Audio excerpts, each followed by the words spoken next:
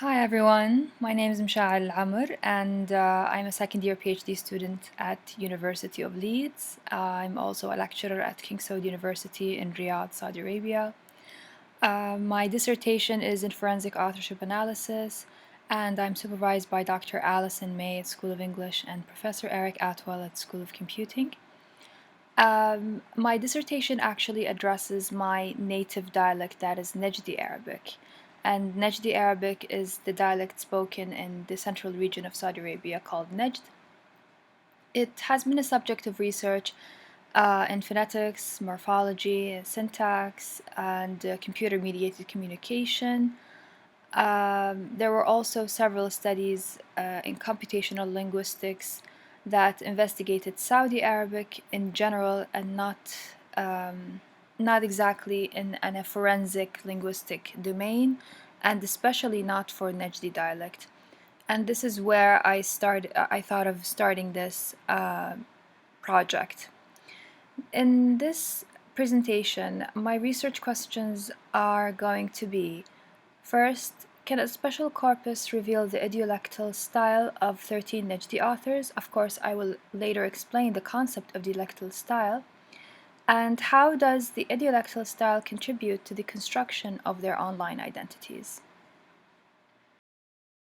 Okay, so I will touch on the theoretical background of this research, and I'll start with an article published by Buchholz and Hall in 2005, and they introduced their identity approach, which basically presents 5 principles such as relationality, positionality, and others. I won't discuss any further because of the time factor, but um, they claim in their approach that interaction can reveal and generate an online identity represented in the user's idiolectal style. And this identity not only evolves through discourse, but shifts from one position to another, whether in terms of power or certainty. So a person's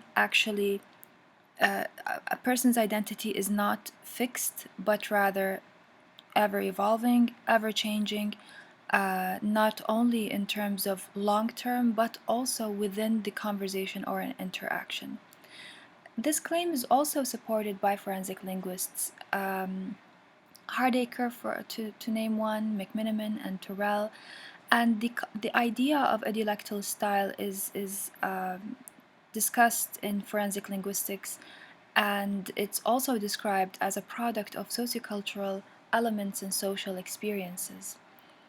So this actually goes well with the idea and or the notion of stance, and so I had to touch on that. Stance is a concept in discourse analysis, and it's the way in which people position themselves in relation to what's said and to other people and objects. Of course, there's a significant amount of literature in that regard. It's a powerful and important construct. It manifests one evaluation of something, so someone would actually express their likes, their dislikes, their opinions, or perhaps they would discuss their ideas, uh, and by doing that, they position one either in favor or against. So Biber classifies stance into 3 categories: epistemic, attitudinal, and stylistic. Epistemic stances are their sense of one's sense of certainty, expressing factual statements. Attitudinal are the way a speaker would communicate their emotional responses, aesthetic preferences, and lastly, stylistic, referring to the way a speaker expresses or communicates an idea. So, as I said, this is a corpus-based research, and the methodology of the data collection is actually as follows. So, the corpus compiled using Data Miner, which was a Google Chrome extension, and the time period of the collection was March 1st in 2018, and it ended in September 30th, 2019. So, on the span of a year and a half. The sample of the data are 6 males and 7 females. They all are from the central region of Najd. therefore they're all native speakers of the dialect and all current residents of Riyadh, the capital. The ethical considerations taken in this data collection process, all accounts are public verified accounts, and so adhering to the privacy regulations of Twitter, and the accounts are run by the actual people. And this is the Najdi Arabic specialized corpus of tweets, the NAST. This is how the design breaks down. The first author is Faisal Abdul Karim, who's a journalist and a social activist and an influencer because he's widely followed on social media platforms, mainly Twitter and Snapchat. Mansour Rgeba is the second author, who is a social activist and an influencer.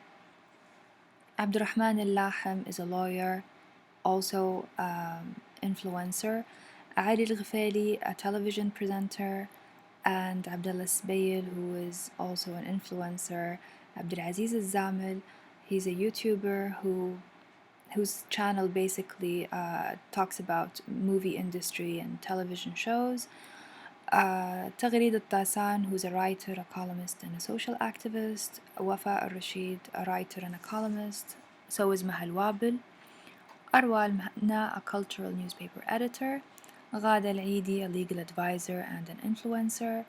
Mahan Nahayat, a general manager of a sustainability program at Saudi Telecom Company.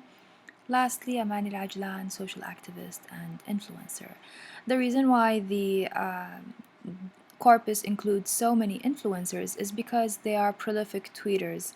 And so to have a substantial body of data is, well, it's easier to collect.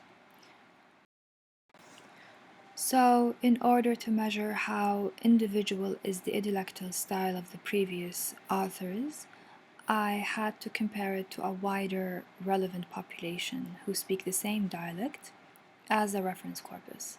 And so I collected tweets published by the public in Riyadh, Saudi Arabia during the same time period, and it accumulates to 448,000 words, which is acceptable as a reference corpus. For a selection of the features, I implemented a top-down approach. The features examined in this study are interrogatives, negatives, and deictic expressions. The deictic expressions are classified into person, spatial for space, and temporal for time. The selection of the features actually is based on a number of sociolinguistic studies by Badawi, bin Turki, and Al-Athman. And the conclusions of these studies says that these are Najdi specific features. They do not occur in other dialects. However, the only limitation is that Najdi is a dialect that retained most of its classical Arabic features, and so this results to a number of other forms that overlap with modern standard Arabic, specifically for person deixis and negatives, which I will discuss in the data analysis next. Okay, so in the data analysis, I will talk about both the qualitative and quantitative findings, and I'll start with the interrogatives. I have the modern standard Arabic forms ماذا, أين, and لماذا. The Najdi Arabic forms وش, وشو, وين, ليه, وراه, and وشولا. These are different forms. They all relatively mean the same thing. And for the color scheme of the graph, the purple and pink color scheme stand for the modern standard Arabic forms, whereas the teal blue color scheme stands for the Najdi Arabic forms, and this color scheme will be carried out throughout the rest of it. So we can see that there are authors who tend to use the modern standard Arabic forms, such as Abdul Karim, المهنا, النحات, الرشيد, الطاسان, الوابل. However, there are those who opt for the Najdi Arabic forms more frequently, such as Al-Ajlan, Al-Eidi, Al-Ghifali, Al-Rgeba, Sbail, and Al-Zamil. And اللحم, I would say he's somewhere in between. The other thing to note is the Najdi Arabic form of wish appears to be the most frequent form across in this graph. And I will discuss the form wish in more detail in the next slides. So we can see here an example, a screenshot of Al Abdul Karim's tweet to the left of the screen, the transcription of the text to the right in the slashed brackets, and the English translation is in italics. So we can see that in the first line, Al Abdul Karim opts for a modern standard Arabic form that is mada in response to the participant. And then he shifts from mada to wish in the second line. And this shift conforms with the identity approach, where an individual would take different performances or show different performances. So other authors who use the Najdi Arabic form wish are Azamil and Al-Eidi, and both authors have high frequency rates of using this form. And in the case of Azamil, he uses it frequently to pose questions for his audience related to his work, such as what do you think, وش رأيكم, or what happened, وش صار. There are other times where he would use the interrogative to take an attitudinal stance, expressing how he doesn't like a certain object or a certain event or a matter. So he would say, what is this, or wish that.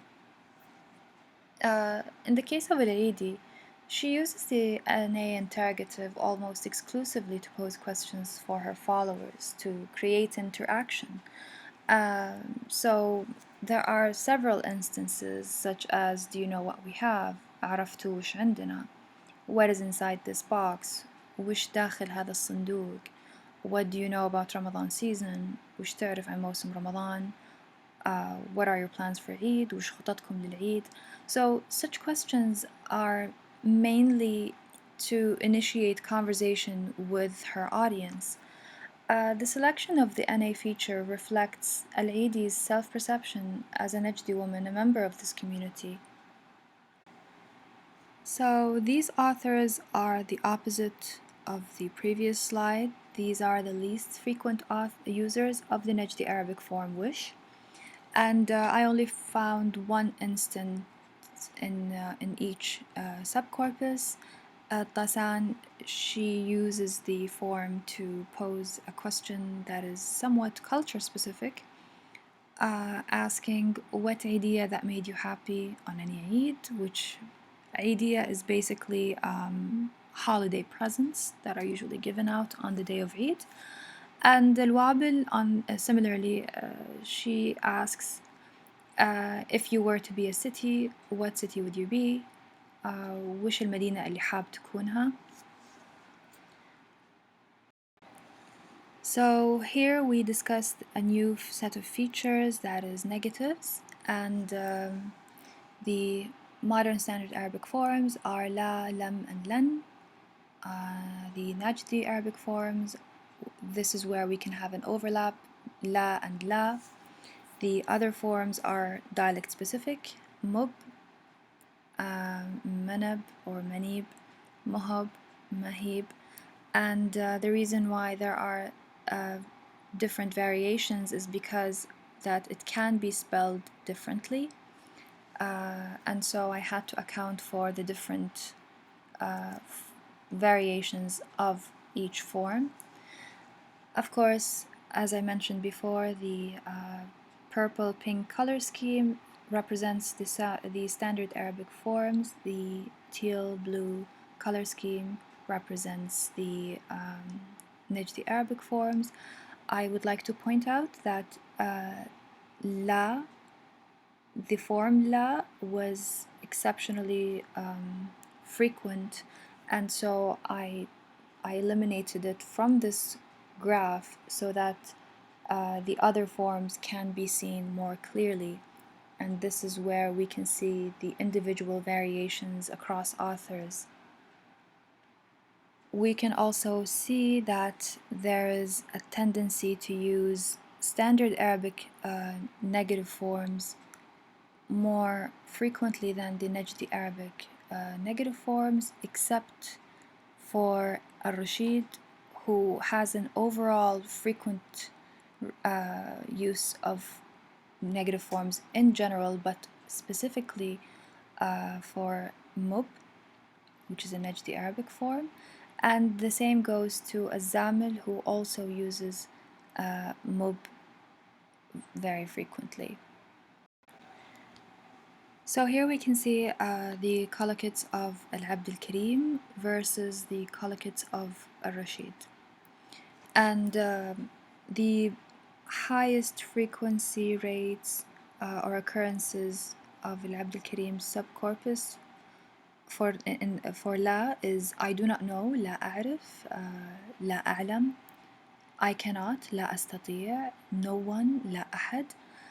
And in the first three phrases, these are communicating epistemic stances that show his lack of knowledge or uncertainty. It also shows Al-Abd al-Karim's self-perception or self-position as a man of limited power, limited authority, and this is integral in understanding the online construction of Al-Abd al-Karim's identity, because he would post or publish tweets that show his authority and show his power, and then he would use the negatives to shift away from this power or from this authority. In the case of Al-Rashid, it's interesting that there were frequent collocates both before and after the negative la. So there is one of the common phrases that was there, man la, who does not, or an la, that do not. لا يعول, does not rely on. لا يوجد, there is not. لا أتفق, I do not agree. So in the first four instances, Rashid uses the negative la as a stylistic, to take a stylistic stance to show a certain individual way of communicating her ideas, her values, her feelings. And in the last instance of لا أتفق, I do not agree, this is mainly an attitudinal stance that she takes frequently. So here we can see person deixis forms, and there are a number of things I'd like to point. First of all, the single masculine forms, this and that, there's an overlap between the standard Arabic and Najdi. So they both use da, we can find both ذاك and هذاك in both varieties. I also would like to note that I included the plural us, that is in Najdi, حنة, because the pronoun can reveal a lot about the online identity construction, being a Najdi specific feature. And we can see in the graph the variation across all authors in the usage of the person deixis. And we can see, so Al-Ajlan, Al-Lahm, and the Sbayl, Argeba, Al-Zamil, they're using the forms a lot more frequently than authors such as Al-Abd al-Karim, Al-Eidi, Al-Muhanna, Al-Tasan. I couldn't find any instances at all in her subcorpora, and Al-Wabil. So in the case of Al-Rashid, who is one of the infrequent users of person deixis, compared to Al-Lahm, who is, according to the corpus, the most frequent user of person deixis. So this is a screenshot of Al-Rashid's concordance lines of ذاك, which is the single masculine form of that.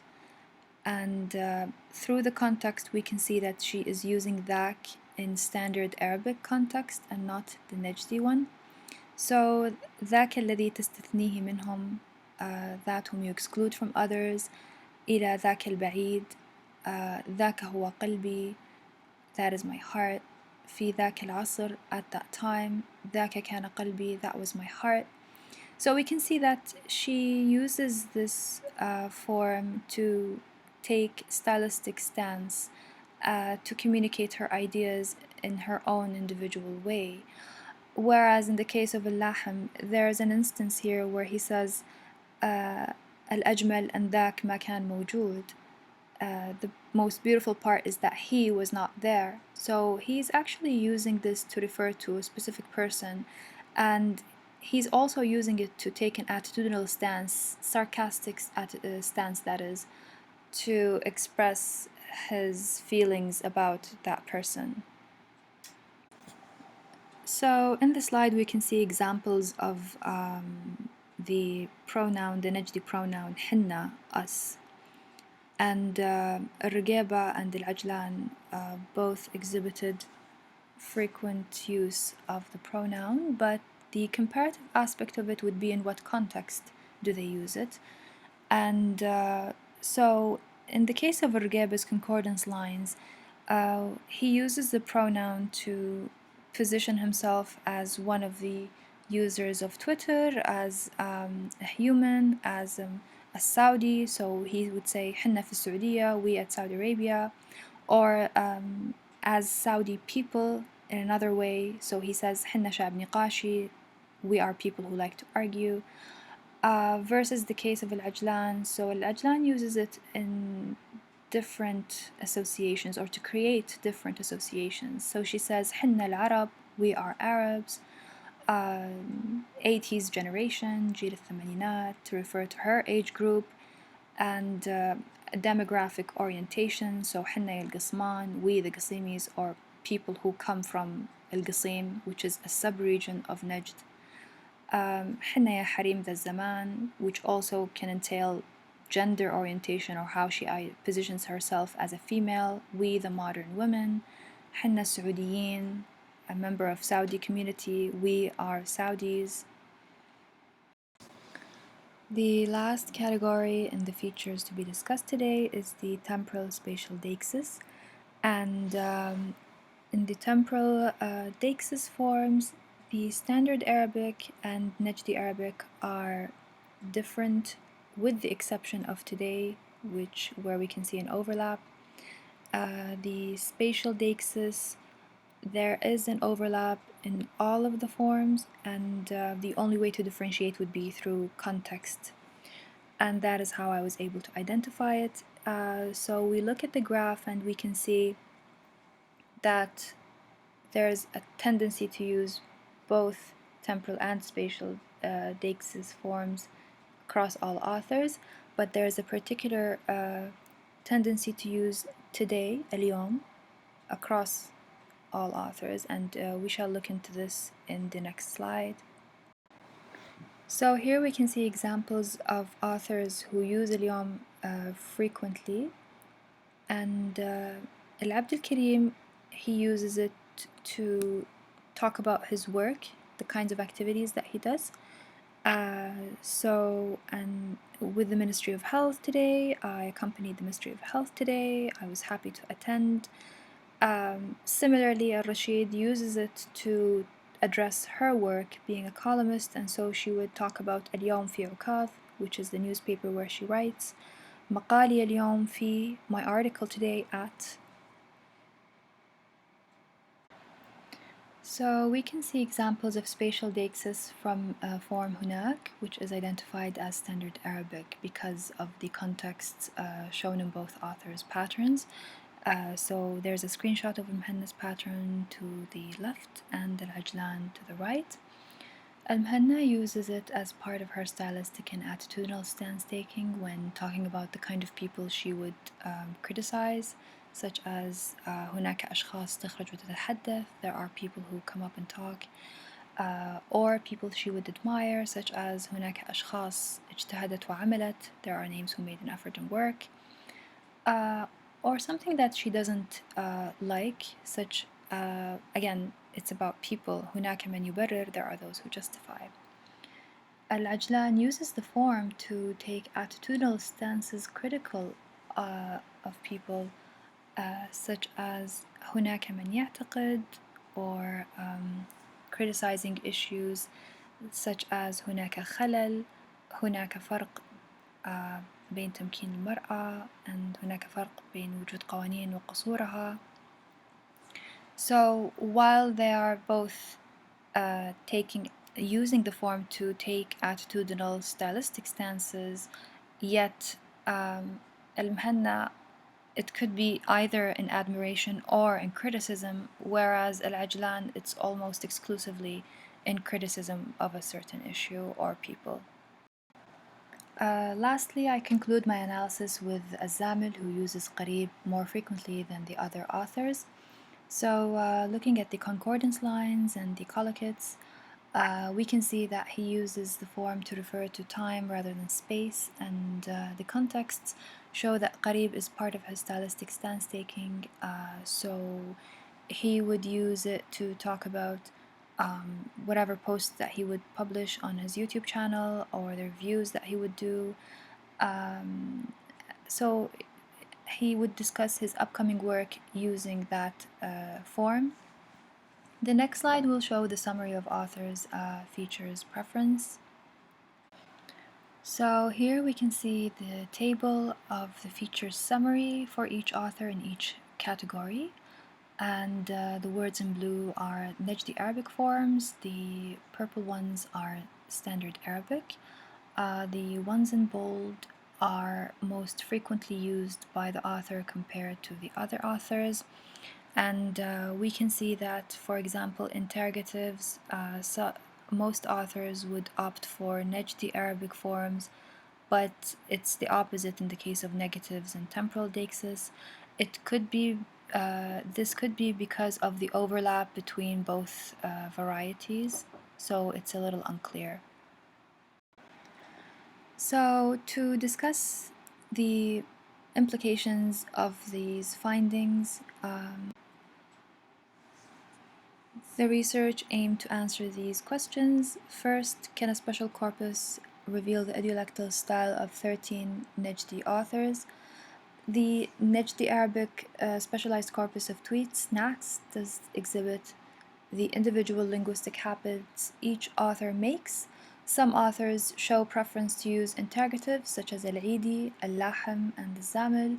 Some are frequent users of negatives such as al-Rashid, al-Subayl, and al-Tasan. As for deixis, the temporal and spatial deixis do not reflect any individual variation except in the case of al-Zamil's use of qarib. Also, person deixis shows substantial difference between those who use them frequently, such as al-Lahm, al-Ajlan, and al-Subayl, and others who refrain or use them rarely, such as al-Muhanna, al-Tasan, and al-Wabil. The context in which these features occur vary from one author to another, which contributes to the stances they take. This further supports Hunston's and Johnston's 2007 findings that emphasize the importance of context in identifying stance. So the second question of this research, how does the idiolectal style contribute to the construction of their online identities? Part of the author's idiolectal style is represented in their stance taking and the features they choose. Al-Lahm, for instance, opts for the person deixis the to take attitudinal sarcastic stances. On the other hand, Rashid uses the negatives la or mub as part of her epistemic stylistic stances. In light of Buchholz and Holt's identity approach, the authors create different epistemic stances that reveal a range of self-positions. Some focus on their professions, such as Abd al-Karim, Zamil, Al-Lahm, or the local community of Saudi, Rugeba, Subayl. Sometimes the local community on the scale of the country, and sometimes on the scale of the city Riyadh specifically.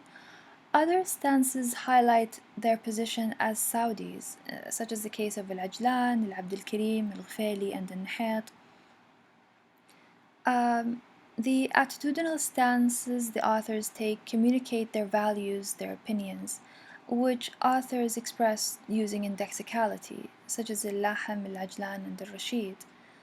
And of course, when they communicate their opinions and values, they are also revealing aspects of their identity construction. Some authors exhibit stylistic stances more than others. Al-Rashid, Al-Lahm, and Abd al-Karim, for instance, and they are represented in high occurrences of specific features for particular stance taking, whether it is epistemic or attitudinal. Some authors' epistemic stances reveal shifting in terms of their knowledge of authority throughout their discourse. Al-Abd al-Karim most frequently shifts in that regard. Al-Ajlan and Al-Lahm also, while others show a consistent take in terms of what they know. Al-Zamil, Al-Eidi, Al-Wabil, and Al-Rashid, they all were consistent as to the limit of their knowledge or the limits of their power throughout their subcorpora. Lastly, most authors' subcorpora exhibit individual performance of online identity represented in their choice of linguistic features and stances that they take per context. So, to sum up, I can say that the corpus does answer the research questions. So, thanks for listening, and for feedback or inquiries are always welcome on my email. Thank you and goodbye.